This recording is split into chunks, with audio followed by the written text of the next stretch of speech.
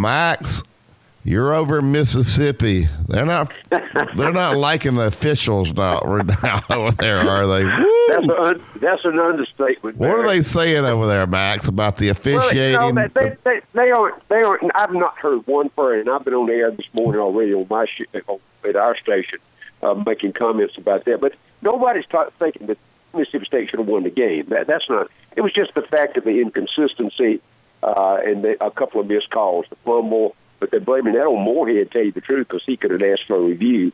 But of course, the phantom call and the kid hitting in the back going in the end zone. I think I think they'd have been perfectly satisfied to get 6 points on the board.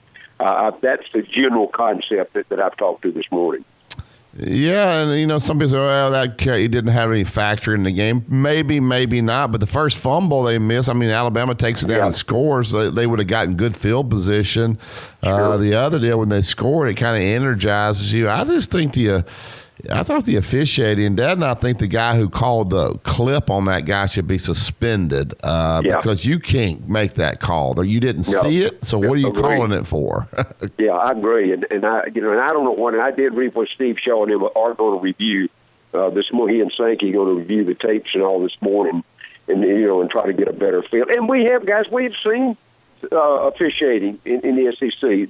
Not recent. It's not made public. I understand that. But we've seen guys make huge mistakes like that. It could have cost or would cost a ball game, and they are quietly just moved out. Those guys don't get assignments anymore. And I do think there has to be an overview. Human element comes in it, I know. But you can't let that emotion, and I think sometimes those guys get caught up in the emotion of the game, and that's almost human nature. But you got to have some guys that's, as objective as possible, and I didn't think either one of those calls were too objective, in my opinion. Yeah, Dad. Auburn and Georgia. Some criticism about Georgia throwing the pass. It's stupid criticism by the media of throwing the pass when the guy was going to kick the field goal and threw the pass, which is you fake the field goal. You fake field goal as many times as you can.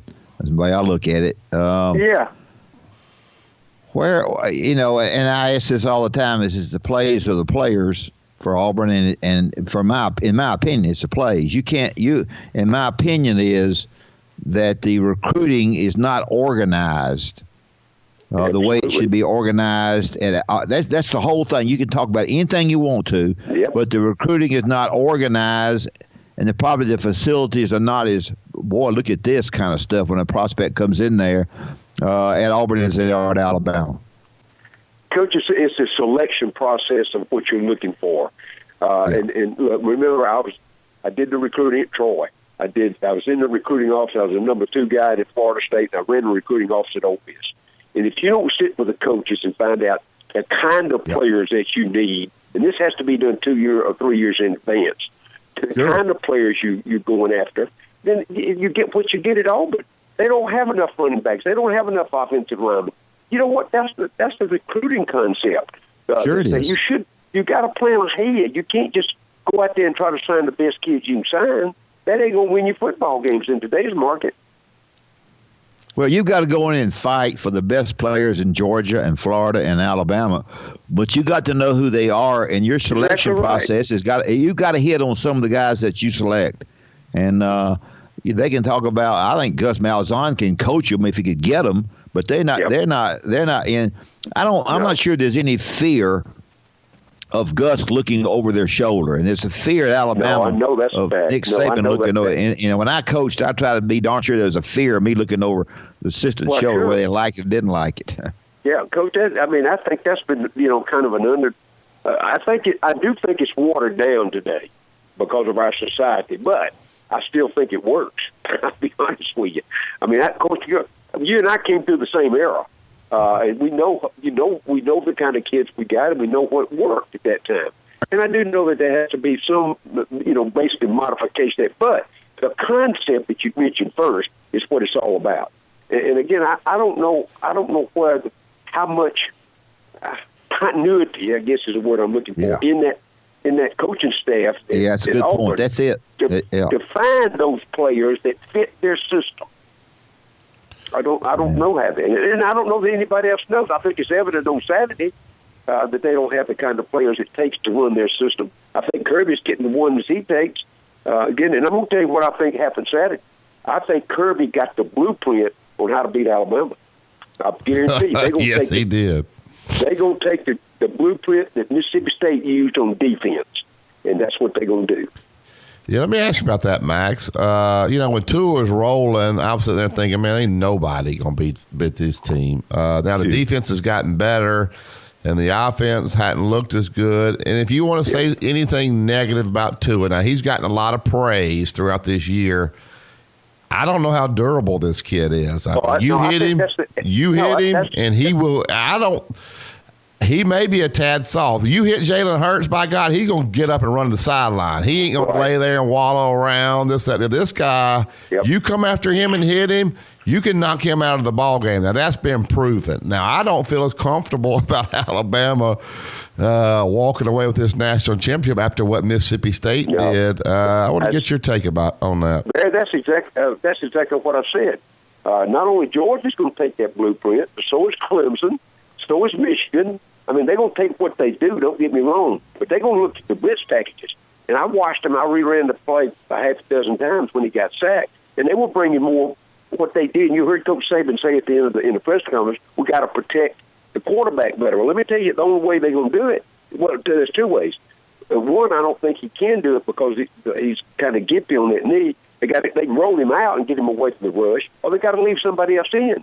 But their patterns are designed for back in the pass pattern and the tight end. Well, they're going to have to leave one or two of those in because what the defense is doing is bringing more defensive players and the offense can block. They got 5 blockers up front, and they're bringing 6 and 7. That's why they got him. That's why they caught him behind the line 3-4 times. And I think Georgia's going to do the same thing. I guarantee you. Clemson's going to get that tape and look at the same thing, and they're going to look and see exactly how Mississippi State got to him. So nobody else has been able to do that this year. Yeah, I mean, are you as confident now? Are you feeling as good about Alabama as you were? And I think they were. I do think, Max, in a little bit of their defense. Now, I think Tua may be a tad soft there, but I do think they were a tired football team, Alabama was. I think Nick Saban had been preaching all week, don't look behind, look ahead, look ahead. And Mississippi State was a bad team to be playing if you ain't ready because those brothers will come after you. And they hit Alabama. They hit them hard, and they pretty much shut them out the second half. What was your take on all that? Well, I'll be the first to say I think without Tua, they can't win the national championship if he doesn't play or if he's not 100%. I think because the competition is going to get better, guys. Georgia's gotten better themselves all along the way. Alabama certainly has gotten better, but they got better on offense because of Tua. We don't. And what is the injury status on Jalen Hurts? At least I could see him jog a little bit on the sideline, and he picked up the ball one time to throw it around, but. Is he going to be ready? Sir, what are they going to do with either one of those guys that gets set down? And I'm afraid they aren't going to try to sit them.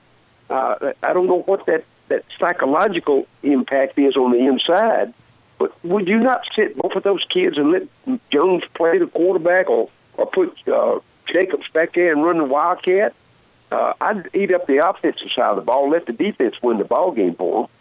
And it don't matter if they score 40 or score 10 as long as they win. Right. I don't know. I'm a little confused on what their game plan is now to get to Auburn and get to Georgia.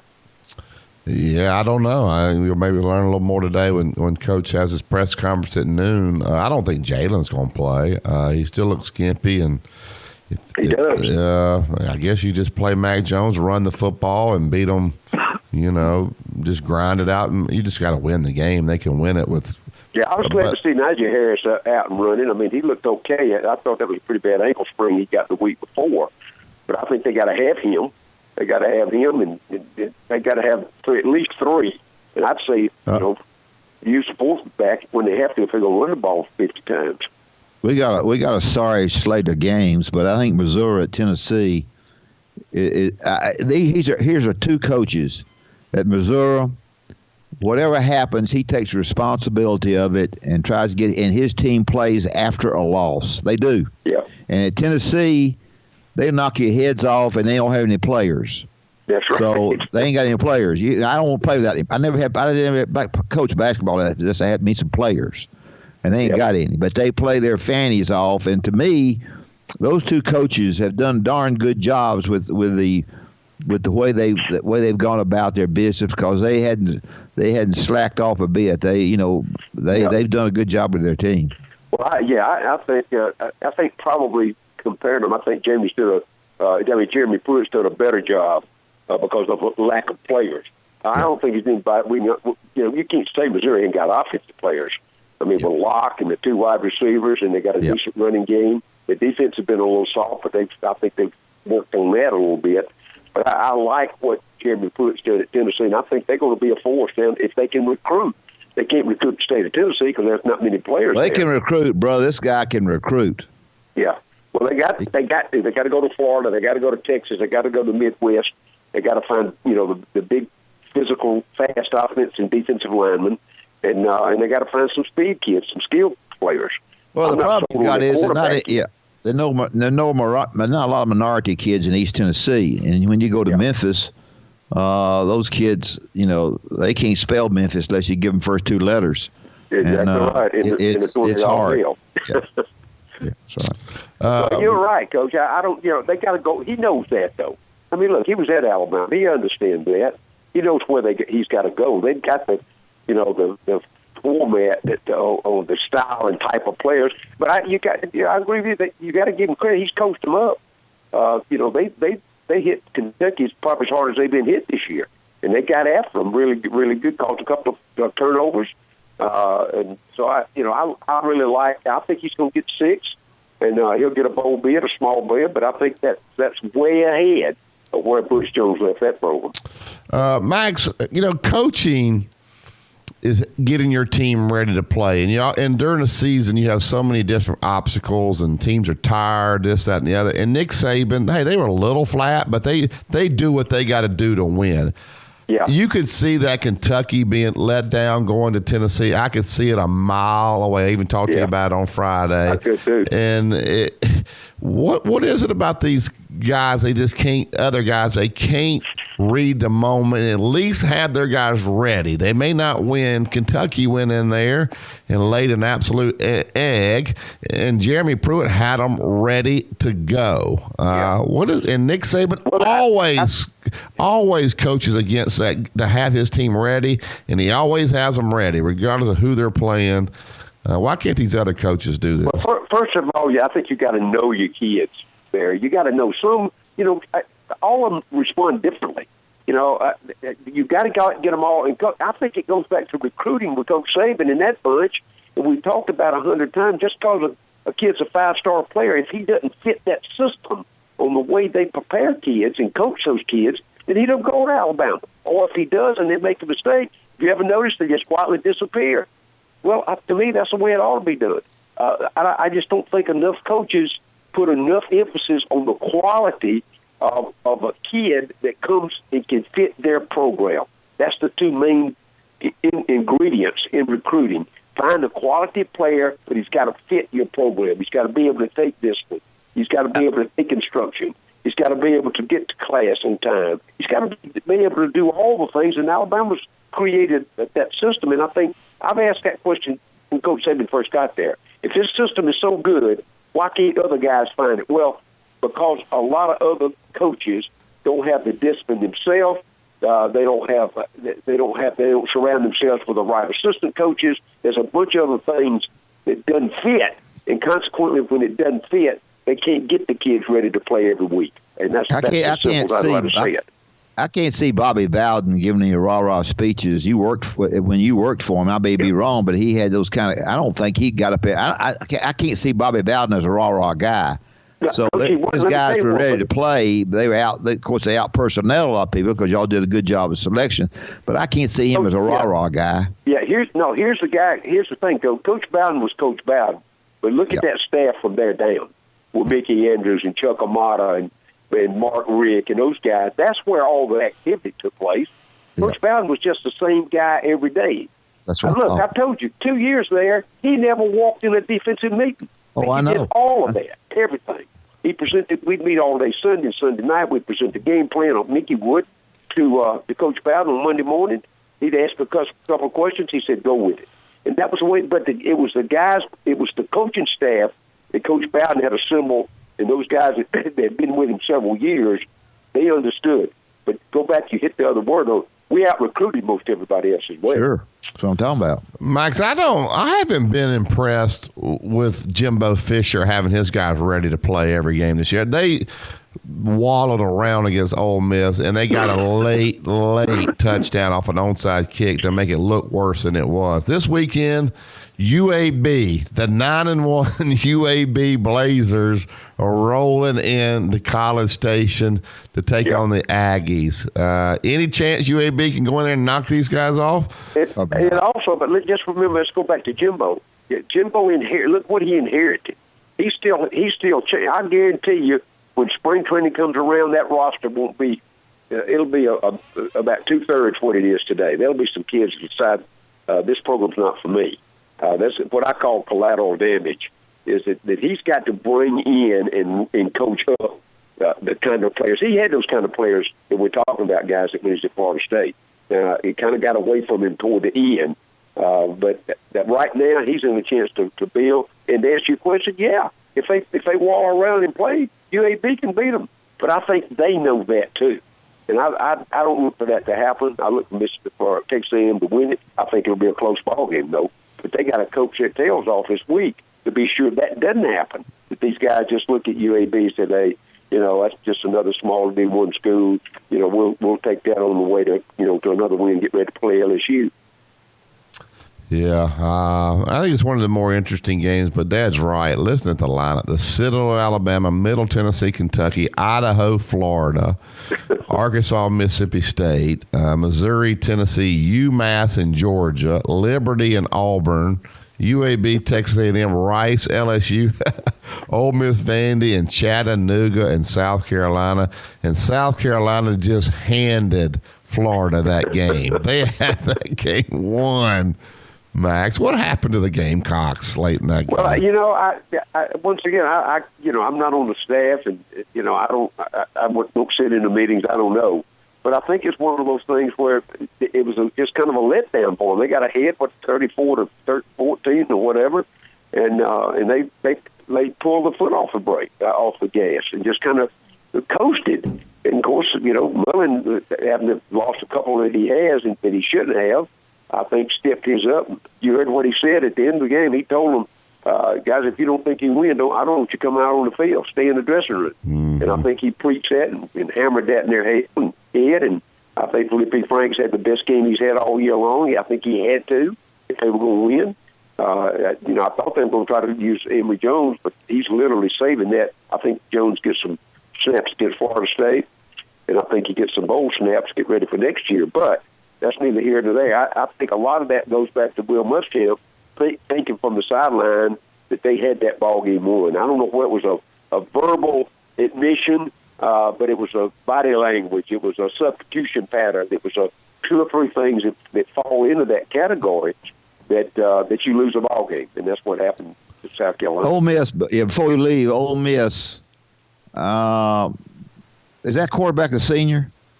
Yes. Yeah. He's a senior at Ole Miss. Corral, the big kid, the Corral kid, the California, he was a 4 or 5 star kid, came out of California. It's the same mode that Tamoa does. But, they hadn't played him. They hadn't used him. And let's say this, Coach, if they get beat at Vanderbilt, which I think they got a good chance to in Nashville this week, I think they're going to have a complete house cleaned over there. Do you really? That's the word I'm getting this morning. Oh. Well, Oklahoma really got a good defense. Fired and Stoops really worked for their defensive coordinator. Good. Yep. All right, Max, I'm gonna let you in on something. Are you on Twitter? Yeah, oh yeah. All right. Go to Zach Smith's Twitter. Last night he went on a Twitter rampage on Tom Herman. Oh my goodness, is all I can say. You saw all that? Yeah. Did you see it all? I read it. Yeah, I've already read all that this morning. But hey, look, that's the danger of social media today. Let's put it this way, Bear. We all have our critics, Oh, that's if you on Twitter, you James, you pull up Zach Smith's Twitter and just sit back for a minute and read all the tweets he put out last night about Tom Herman and his wife. It is unbelievable. And Dan Dockich is going to have Zach on his show tomorrow. Dad, have you seen it? No, I haven't seen it. I know my goodness. a little bit about no, I have not seen, to answer your question. It is brutal. All right, go to Zach Smith. All right, thanks, Max. Thank you. Hey, guys, thank y'all. We'll talk Friday.